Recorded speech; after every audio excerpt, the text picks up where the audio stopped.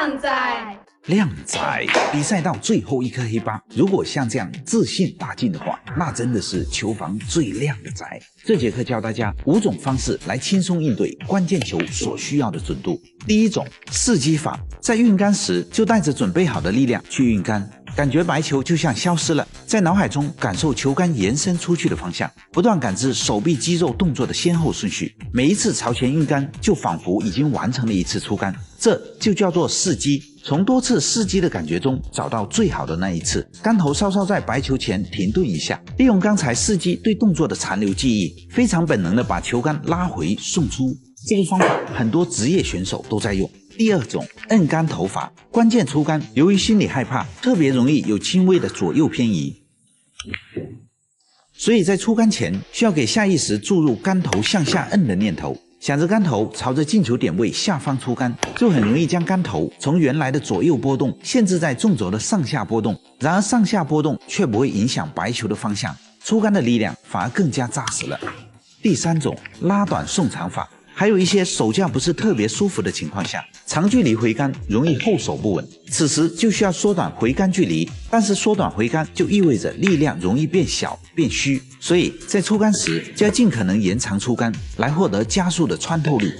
第四种，后程加速法，大多数人的后手由于没有经过职业的训练，往往稳定性比较差，所以很容易在关键球的时候发力变虚，而后程加速法就很好的解决了这点。在准备出杆时放松小臂，先对球杆方向进行引导一小段，再开始加速送出去。在引导的这段过程当中，要始终用余光感知这根球杆，顺着视线焦点的方向进行引导。引导完成后，其实就意味着你已经锁定了球杆的方向，这时无论你如何加速都不太会偏离这个方向了，力量也会特别扎实。第五种，这个黑球非常难打，不过在趴下去后，你只需要大力，其他交给奇迹。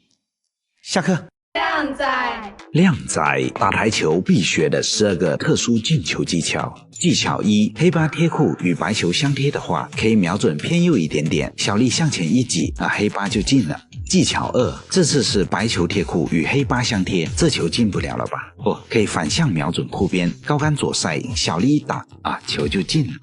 技巧3，黑八要进的袋口被障碍球挡住了，可以瞄准黑八和目标球重合的位置，用中低杆小力一打，球就进了，不犯规。技巧4，白球和黑球相贴，正常打进不了，实在忍不住想要进球的话，可以瞄准偏右一点，高杆小力一推，即可将黑八打进，不犯规。技巧5，黑八的进球路线被障碍球挡住了，这都想进的话，可以瞄准黑八右侧薄边，高杆小力一推，即可进下方底袋，成功率的话还行。技巧6，黑八被障碍球挡住了，还想进的话，可以瞄准这里，用低杆小力一打，即可将黑八打进。技巧7，白球与黑八相贴，黑八的进球路线被障碍球挡住了一半，可以瞄准偏左一点，高杆小力一推，球就进了，不犯规。技巧8，黑八的进球路线被挡住了，勾球的进球点也被挡住，但是特别想进的话，可以瞄准黑八右侧薄边，中杆小力一推，球就进了。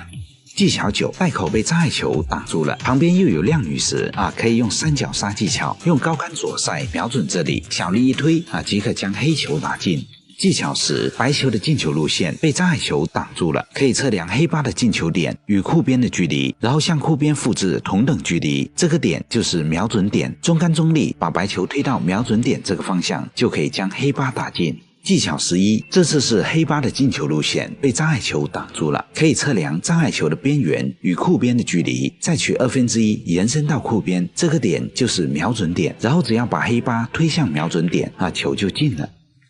技巧12，遇到这种局面，弧线打进黑八的话，对初学者来讲难度较高，那么可以用右塞小力一推，再这么一甩，立马就助拐。下课。靓仔白球一靠谱，还有啥准度？有这样，还有这样的，究其原因都是手架不对。如果在裤边上用常用手架，第一，球杆与桌面的夹角过大，只要打出一点点塞，就会让白球产生弧线而打不进球。第二，如果稍微用点力打角度球时，还会让白球起跳飞出台面。如果你用了正确的手架，将球杆放平一些，即使大力也不会飞出去。第三，手架距离母球太近，后手挥杆的空间不够，力量就发不出来，也会影响准度。今天来教大家白球靠库的各种手架摆法。当白球与库边有点距离，但正常手架不好放，就用这个手架，翘起食指、中指和大拇指轻贴球杆，食指护住球杆。重点来了，食指是指关节轻靠球杆，并留出一点空间，这样出杆才比较顺滑。如果是这样勾着球杆，是很难受的。我们只需要这样轻贴，不让球杆左右晃动即可。再来看一下完整的动作，熟练以后就会非常好。当白球离库边再近一点，就用这个正常的 V 字手架，整体手架向后移动，4个手指搭在库边上，增加运杆的距离，这样出杆力量才会扎实。如果当白球完全贴库了，需要再向后移动手架，此时只有3个指头搭在库边上，小指下折，绷紧手架，这样可以减少手架的晃动，让出杆更加稳定。这里要注意的是，手架支点的高度太高容易不准，太低容易滑杆，微微的抬高一点，这样击球时力量才会扎实。下课。靓仔，靓仔，看看这一杆，低杆是不是帅炸了？一看就是个高手，别人打低杆回老远了，而你呢，用尽力气也就回来2颗。主要有3个原因，视频结尾有具体的训练方法。先说第一点，出杆点位不一致，明明瞄的是低杆点位，可是一出杆其实打在了中杆的点位上，俗称压大臂，就是在出杆时大臂提前下压，导致杆头上挑。第二点，对应压大臂的错误动作就是提大臂摁杆头，这种情况偶尔会打出低杆效果，但是有时候强烈，有时候比较弱，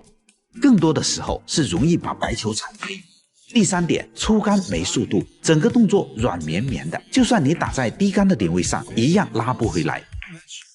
那么怎样才能让出杆速度又快，打点又精准呢？按照这3个步骤坚持训练，就算耶稣来了也拦不住你的低杆。第一步，平顺度训练，在白球旁边进行空杆训练，手架尽量放平，杆头调到距离台面1毫米的位置，下巴轻微压住球杆，向后缓慢回杆，